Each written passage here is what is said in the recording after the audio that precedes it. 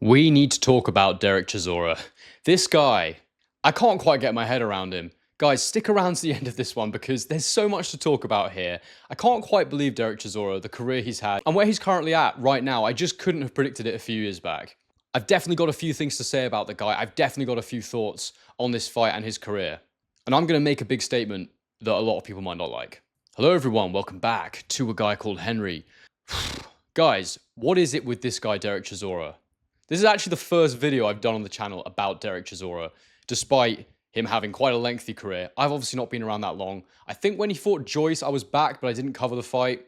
But if you looked at Derek Chisora and you said to me a few years ago, he's going to have a winning run back-to-back of Joe Joyce and Otto Wallin, I'd have said to you, I don't think so somehow. And the guy just doesn't go away. And it is so strange to me how quickly narratives can evolve and shift in boxing, how quickly they can change. The first thing I want to caveat this whole video with is by saying this. Chisora is 41. He's definitely at the end of his career. And I don't think anybody thinks he should be taking any more punches to the head. I'm not going to tell Chisora what to do. No one really should tell Chisora what to do because at the end of the day, he's a willing participant in the sport. He clearly absolutely loves it. And there's a lot of people out there that a few years ago were saying he should have retired. People have been saying Chisora should have retired for a long time now. But he keeps going, and he keeps picking up wins that I wouldn't necessarily have thought on paper he'd be able to. But we've got to talk about him because there's so much to say here. There's so much to think about. The first thing I want to talk about is the fight from last night. He beats Wallin by unanimous decision. Now, firstly, the scorecards. It was, to me, was a one-sided fight, and there was 2 knockdowns. So the fact that one judge only scored it to Chisora 114, 112, Bence Kovacs is his name, managed to somehow score that fight 114, 112. Is utterly bizarre to me.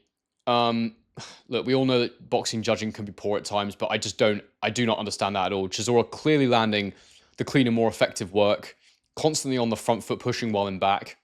Wallin, to me, is an odd boxer, and I've got to say at this point that I think he's well and truly been found out. We know what his level is now. We know the kind of fighter he is.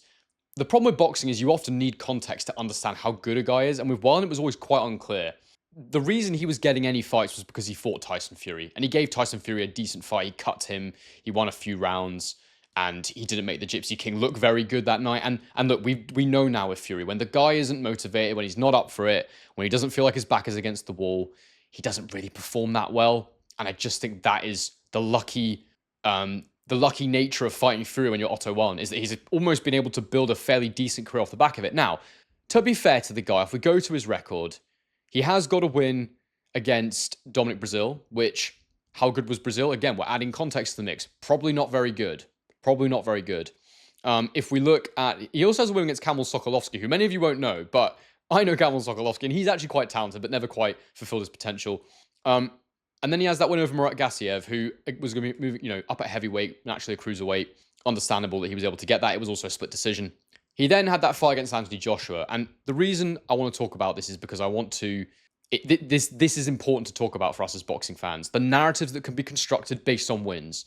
I was fully sold that AJ was back and ready to beat Dubois. But it just shows you how clever the matchmaking was in terms of making you feel like something was what it actually wasn't. Because in this case, I don't feel like I've been duped necessarily, but AJ's wins in that rebuild were Franklin, who he had a hard time with. And that Franklin fight it was pretty scrappy. AJ definitely won, but he was apprehensive as he had been before that. He then had the fight against Ngannou, who he absolutely flatlined. In fact, I think he fought Wallin before he fought Ngannou. Is that right? Let me just quickly check. I've got my order of things right. Sorry, he fought Franklin, then he fought Helenius, who, again, pretty shot fighter. AJ did have a pretty bloody nose in that fight, but he's got a nice stoppage. Again, he looked a bit shaky. Then he fought Wallin, and everybody had always talked about how AJ used to dominate Wallin in sparring. And AJ smashed him in that fight. Wallin got pulled out at the end of the 5th round, I think it was. And then he fought Ngannou and completely iced him. And after those back-to-back wins, Wallin and Ngannou, everyone thought, this dude's back. He's counter-punching well. How exciting is it? He's going to absolutely smash Daniel Dubois. And it was quite the opposite was true. And now, for Wallin, having this loss against Derek Chisora, I really feel like, either something miraculous has happened to Chisora here, where he has had this weird renaissance where he's better than ever at the age of 41, which I just don't believe. But the reality is that Wallin has lost to Chisora, and he's lost well to Chisora. And I really think now that we understand this guy is definitely not a top 10 heavyweight. He's not a top 15 heavyweight. He's probably not a top 20 heavyweight. He might be just in the top 20. But the dude is very, very average. That's the best thing I can say. That's the best way I can put it. He's just very average. He's a pretty average boxer. And I don't think he's going to ever be anybody of significance in the heavyweight division. So at this point, he's really a gatekeeper. He's the kind of guy that you might feed to a young, upcoming prospect. But I don't know.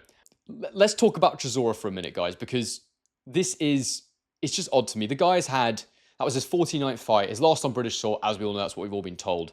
But he's got 36 wins from those 49 fights, 23 of those wins coming by knockout, 13 losses with 4 KOs. A guy with 13 losses on his record. I find it hard to believe a guy with 13 losses on his record, this would be his last 5 fights. Win against Kubrat Pulev, loss against Tyson Fury, win against Gerald Washington, win against Joe Joyce, win against Otto Wallin. Now tell me that's not a decent run of form. Like, that is a decent run of form. That's a very decent run of form. And to say that on that run of form, the guy should be retiring, I wouldn't say it. And it's purely down to the fact that he's at the age he is. He's eaten so many punches. People don't really want to see him retire with, brain damage and whatnot, assuming it's not already there. But this is the reality of the situation. He's put a nice run together. I know, again, you've got to look at the context of all these. A lot of these guys are older. A lot of these guys are somewhat diminished. But it doesn't change the fact that they've got names. And these are guys that I wouldn't really have expected him to be. I didn't think he was going to beat Joe Joyce. I really didn't. Even with Joe Joyce having significantly declined, I did not think he was going to lose that fight to Chisora. Because at one point, Joe Joyce looked like a machine. And again, he's just declined overnight. Good matchmaking for Chisora, really. Like, these have been fights well made. I didn't necessarily think he was going to beat Otto Wallin. I thought he'd be a bit too fresh for Chisora, but, a well-won fight for Chisora. Now, Chisora's still got a massive following, and you do have to call it at some point, because the reality is he's never going to be a world champion. He's never going to win at that level. But if you're a guy in the top 10, you're definitely going to fancy a fight with Chisora, especially if you want to increase your marketability, your bankability. And I definitely think his last fight will be a significant one. It won't just be the swan song that I anticipated it would be. I actually think that it can contribute to the narrative of the heavyweight division. Would you put a Moses Atama in there with him, for example? I don't think Chisora would take that fight, but if they pay him enough, he'll probably fight anybody. But I think the real contenders to fight him are the following: Dillian Whyte, Francis Ngannou, and a real wild card would be Deontay Wilder. And possibly Dubois or Joshua, because they had these stupid cards up in the ring afterwards. They were getting the crowd to cheer on who he should fight. A lot of people wanted to see him fight AJ, so don't be massively shocked if you end up seeing that fight. But to do it outside of the UK feels somewhat pointless, because it does nothing for Joshua's career. And I don't know why Chisora would want that. I think they've been close for a long time, so it doesn't really make sense to me. But I think for me, if I'm going to choose one of them... In fact, before I choose one, I want to say this. I don't think this is necessarily his last fight, this 50th fight. I'm just not sure. But the wheels can come off very, very fast. And it only takes one bad knockout for the whole narrative to change again. But right now, things look pretty good for Derek Chisora. I don't really want to see him fight a washed Deontay Wilder. I don't see the point in it. I don't think there's any narrative there, really. I think that an Ngannou fight would be pure novelty, and you would do that in Africa, probably. I think that's what the talks have been, going to a massive fight in Africa.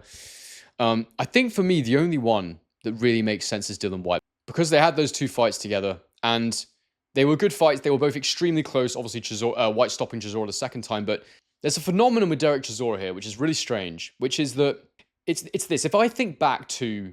It would have been 2012 when he fought David Haye. Or was it 2013? When he fought David Haye. 2012, I was right. Summer 2012, I remember I was in Bristol with a mate when I watched that fight.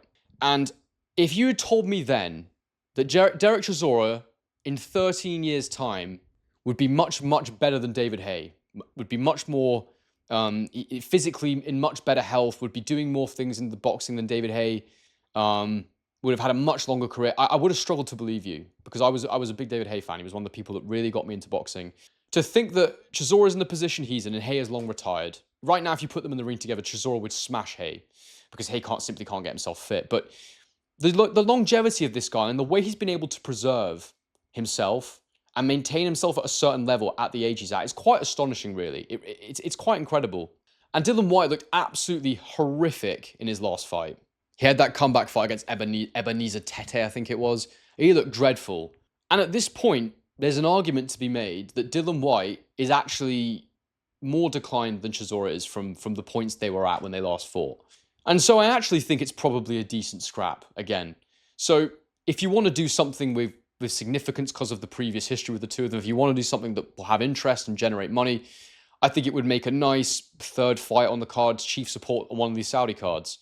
I would probably do that if I was him, and try and get that win that he never got over Dillian Whyte. I think that would be nice for him. He possibly deserved it in that first fight as well. You know, it was extremely close, and he was unlucky not to get the nod. So I think that's it. I think that's probably where you go. I remember recently I watched a video with Dave Allen talking about the hardest punches he'd been in the ring with, sparring and whatnot, and he said that when Chisora hit him with a right hook, he said it was the most disgusting thing he'd ever felt in his life. And he's still living off that right now. You could see that some of the hooks he landed on Otto Wallin were absolutely sickening. And he's still got that power. It's still there. I don't know about his punch resistance anymore because he obviously had the cut in the fight. He had some troubles, but he's not getting hit by massive punches really clean. And you've got to protect the dude. I think that's something I'm really conscious of. I'm really conscious of the fact that this is a risky moment in his career. He's been in a lot of fights, a lot of wars. His punch resistance won't be what it was. He's not been getting cracked the way he used to. Or sorry, but he's not been getting cracked that much in his last few fights. He's not been in there with the biggest heavyweight punches. So I fear for what they'd want to do with him now. But I also fully understand and acknowledge the run of form he's on, who he is, and what he wants out of the sport before he leaves. So I think he's going to definitely do number 50. I hope it stops there because I could see it. It's on a knife edge. I feel like it's on a knife edge, his career. But I'm not one to comment or say, it's not my call. Excuse me, it's not my call. It's 100% Chisora's call. It's his life. It's up to him to decide what he wants to do with it. And as long as he's getting some wins, like the last 5 fights he's had, where he's only got a loss to Fury, and he's got Pulev, Washington, Joyce, and that is one of the better runs in the heavyweight division. So what can you say? I don't endorse putting 41-year-old rings in there in fights that are risky for them, but I think that the Whyte fight might be okay because I do believe Dillian Whyte has massively slid. Massively slid. But anyway, guys, I hope you've enjoyed this video. Let me know in the comments section below what you made of this fight, and let me know who you think Derek Chisora should fight next. Do subscribe to the channel if you're new.